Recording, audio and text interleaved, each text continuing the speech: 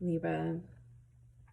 Mercury moved into Pisces today, and I just filmed like 6 minutes straight, and I had to start over because it was just mushy and not making sense. So, with a clean slate, Mercury moved into Pisces today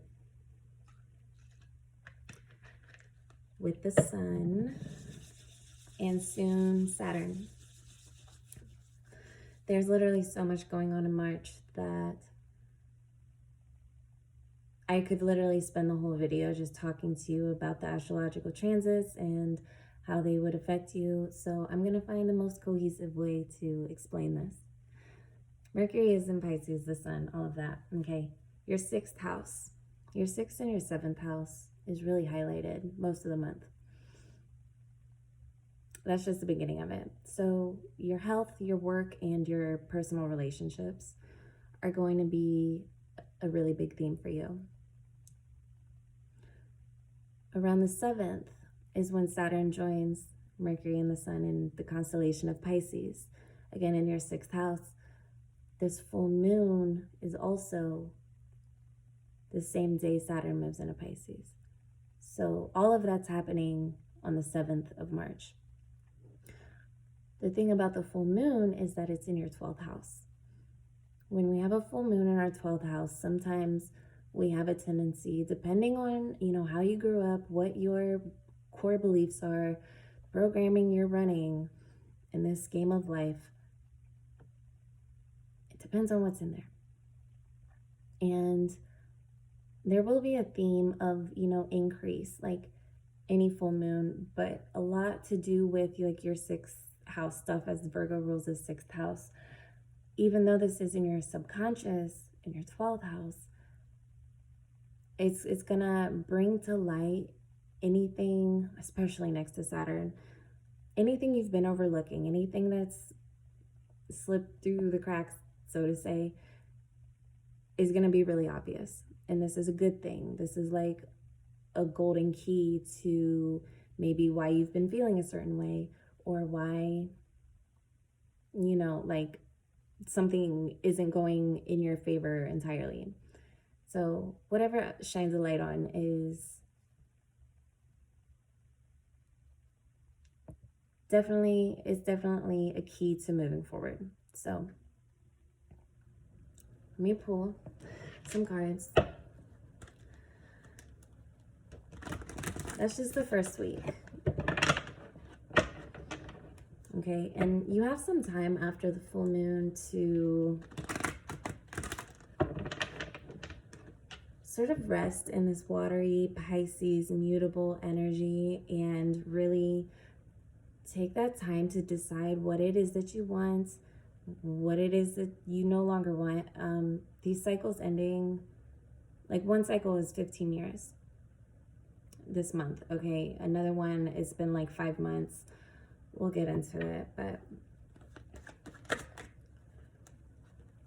there's a lot of like, I'm getting a feeling, if you've ever been to one of those float tanks, with the salt water that's just so buoyant, like you just float on top of it. That's the vibe that I'm getting. It's like a healing shell that I'm getting right now. That might be what you're going into. You might be like in and out of it, obviously you have to take care of daily responsibilities and stuff. But we have the Knight of Wands and the King of Cups. So you're definitely motivated. You're inspired. You're emotionally like feeling your way to what suits you best. And that's really exciting. Pisces, you might be feeling really tired also this month. Even though you're excited and like motivated, you might be feeling really sleepy and like kind of daydreamy. That's normal.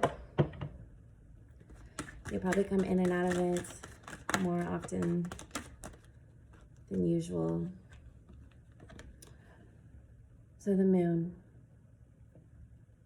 Don't self-sabotage anything you have going for yourself. Just be mindful that around the 7th, you're probably not going to be acting like yourself, and it might be smart to just kind of like stay in and chill, or go to a float tank, or And just do something really anti-drama, anti-tension, relaxation, and spend some time with yourself, okay? There's so much information that all of us individually hold in our subconscious mind.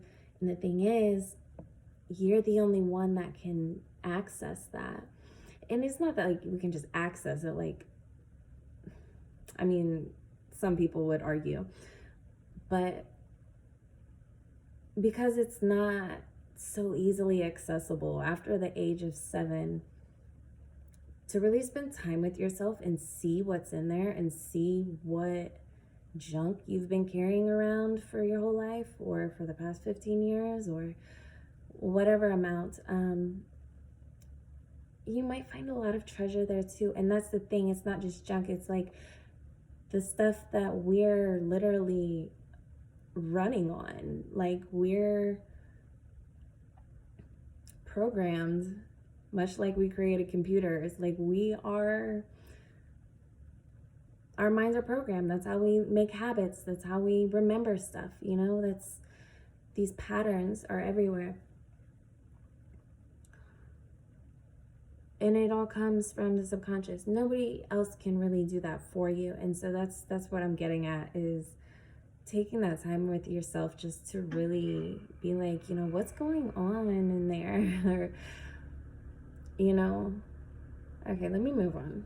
There's that Pisces energy coming back. I just trail off. Okay. A lot of you have, the High Priestess. A lot of you have a very strong intuition of what you're doing, where you're going, how you want things to be, what you need to do. But I feel like this month, it's just going to become more clear. It's going to become clearer and clearer to you throughout the month what's staying and what's going, okay? So on the 16th, Venus moves out of your 7th house and into your 8th house. When I said relationships are going to be a theme, I'm like saying everything's such a theme right now, but I think what you're seeing is how the relationship you hold with yourself is starting to bleed out into your world, into the close relationships you have, like everything that you're doing, and you're seeing the connections. You're seeing this concept like connect between you and what you have going on. And you're seeing it differently. You're seeing, you know, how your mood affects this certain situation. And it could be positive or negative. I mean, take it how it fits, you know. There's just new perspectives. And if you're feeling, like I said, this Pisces energy is very dreamy, and like, I think it's kind of romantic. I like romanticizing things. That's just how I like to live my life. And Pisces makes it really easy to tap into your imagination. Okay, a lot of you Libras are very like beautiful creators. Like, you create beautiful art or like projects. And if you're not, you might want to try that, because Libras have an eye for beautiful things, and you know that a balance, okay? Balance is in nature everywhere. Nature balances itself, and you are the embodiment of nature's balance, okay? So I think Venus in Taurus is going to be really, it can be really pleasant for you, but it is going to be different than it was before, okay? So that's the 16th. 18th, Mercury moves into Aries. Already so much in Aries. So much. Venus, Jupiter. And then, of course, soon the sun and a new moon. So let me back it up. The 18th through the 20th.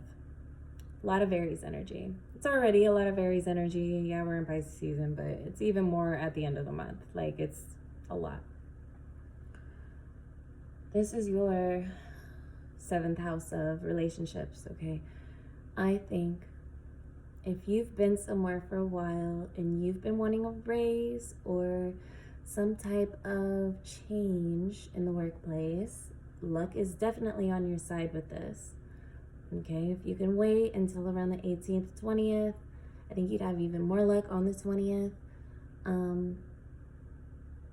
But the 20th is going to be a really big day. On or around, right? It's a big day for getting what you want, especially from a loved one, if that's what you are experiencing. Goodness, so much astrology. After that, after you get everything you love and deserve and desire, and your life is perfect, on the 23rd, Pluto, this is a 15-year cycle, Pluto leaves Capricorn and enters Aquarius. Pluto hasn't changed signs since 2008, so think about what you were doing in 2008 and think of the past 15 years and all the things that you've learned and, you know, maybe didn't do or promised yourself and like didn't, follow through all the way. All of those deep-rooted things, okay? Pluto's very subconscious. Pluto's very like secrets and privacy, and it's not all negative, but that's Pluto. And entering Aquarius, it's going to be there for like the next 15, 20 years. Okay, don't hold me to it. It's something like that.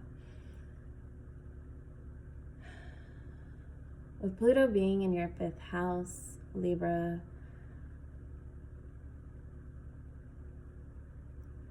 you might find with your intuition that you have some talents that you did not know about. Some of you are psychic. Some of you are psychic and don't fully exercise that. And I really think everyone's psychic, and you can strengthen that muscle or not. But some of you have gifts, the psychic gifts that you were meant to share. And if you're one of those people, this is definitely the month to start doing that. But for others of you, some of the things you might be experiencing are like psychic. You might be having like holding on to energy that doesn't belong to you. You might need to do like a little cleanse. But when you kind of admit that you might be a little bit psychic, you can start to implement different things throughout your day that help with all of those like weird psychic things that neurotypical people just don't fucking deal with. And trust your gut right now. You're very in tune. Okay, so the 23rd, Pluto enters your 5th house. A lot of things are going to change based in like the things you do as hobbies. Maybe you're starting something new. Maybe you're quitting something that you stopped liking a few years ago and you just felt obligated to do. And the way you have fun, the things you do to bring you joy, you might discover a new part of yourself that you didn't know existed, and now it's out and you have access to it and you can nurture that. Okay, so there's a lot of just new everything. And then 2 days after that, I haven't even pulled like 4 cards. Mars in Cancer. Mars been in Gemini for months now. Mars doesn't typically stay in a sign that long. So it finally moves out of Gemini into Cancer. This is your 10th house. Things that you're known for. With Mars being there, Mars being in Cancer in your 10th house, it's possible that you might have some crazy. Like it's possible that there might be some type of rumor about you. I don't want to veer towards the negative, but it's very possible. It's likely around the 25th. The best thing to do is just like be above it. That's the most I can tell you for that transit. Let's talk about this last week, because the last week is when the Pluto Mars stuff happens. Yeah. Stay aligned with what's true. Let them talk if they talk. Yeah. Mars in Cancer is interesting. I personally have Mars in Cancer myself, and I have it in the second house, and it makes me extremely possessive. And I'm not greedy, not like that, but I have had to, separate. Mars is very much ego, and ego's not all evil, but when it's in the driver's seat, it's not going to take you down the path that your higher self wants you to go on. So I see really Mars in Cancer, like it's probably gonna feel like a relief from being in Gemini. Okay, so I do see like relief. If there's tension around things for you, just know that everything is really, really working in your favor and will definitely mellow out by the end of the month. But I don't see a lot of tension for you. Let me see. Let's actually pull some cards. The Knight of Cups.